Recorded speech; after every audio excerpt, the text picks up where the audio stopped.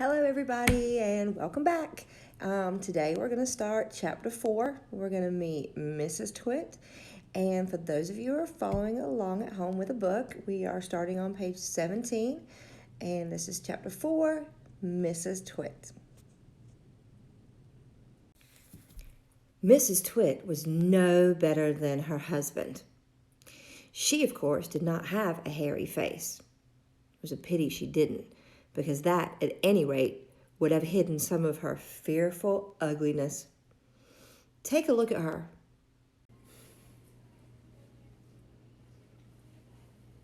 Woo-wee! Have you ever seen a woman with an uglier face than that? I doubt it.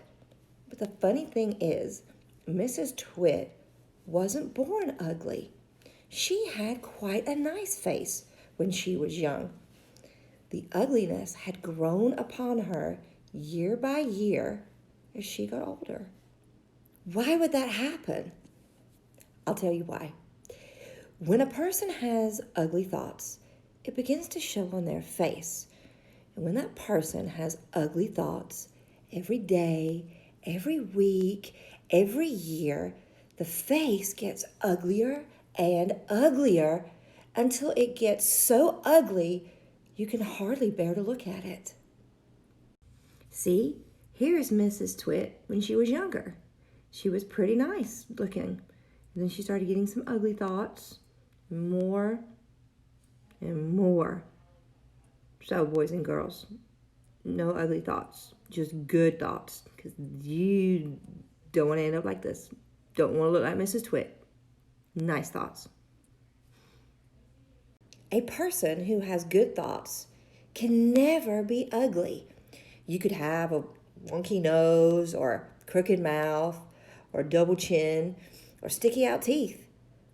But if you have good thoughts, they will shine out of you like sunbeams, and you will always look lovely.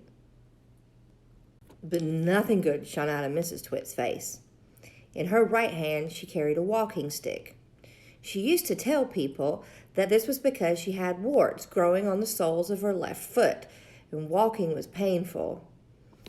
But the real reason she carried a walking stick was so that she could hit things with it, like dogs and cats and small children.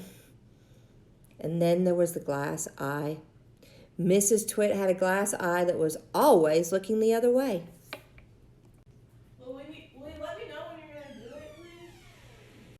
Well, that, boys and girls, leads us to the end of chapter 4. And tomorrow, we'll start chapter 5, where we find out what life is like in a house with both Mr. and Mrs. Twit. They play a lot of jokes on each other. They're not very nice to each other, but it makes us laugh. It's kind of funny. Anyway, I'll see you tomorrow. You guys be good, do what you're told, and have fun. Bye, guys.